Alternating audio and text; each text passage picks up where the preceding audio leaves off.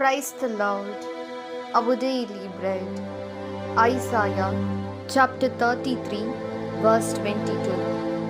For Lord is our judge, Lord is our lawgiver, Lord is our King, He will save us.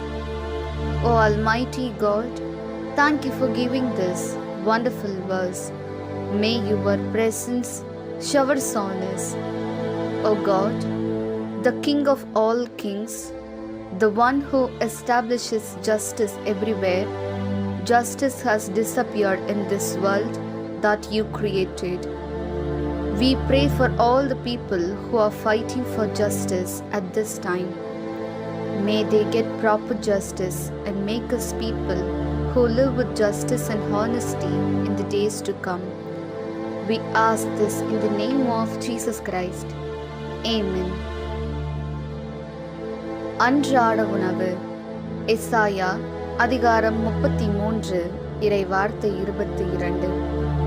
ஆண்டவரே நமக்கு நீதி தலைவர், ஆண்டவரே நமக்கு நியமம் வழங்குபவர், ஆண்டவரே நமக்கு வேந்தர், அவரே நமக்கு மீட்பு அளிப்பவர்.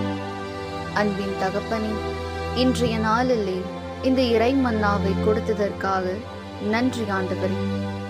அரசர்களுக்கெல்லாம் அரசராகிய இறைவா, எவ்விடத்திலும் நீதியை நிலைநாட்டுபவரே, நீர் உண்டாக்கிய உலகில் நீதி மறைந்துவிட்டது. இந்நேரத்தில் நீதிக்காக போராடும் அனைத்து மக்களுக்காக வேண்டுகிறோம்.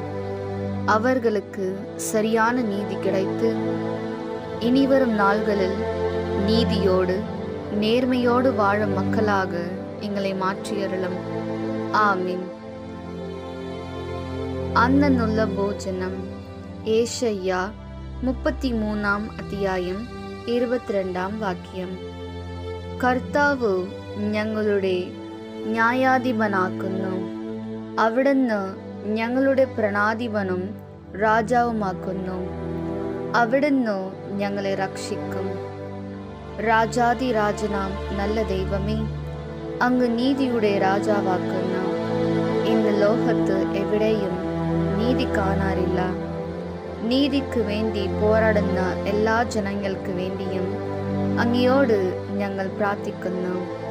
ഇനിയുള്ള ദിവസങ്ങളിൽ നീതിയോടെ ജീവിക്കുന്നവരായി ഞങ്ങളെ മാറ്റണമേ. ആമേൻ.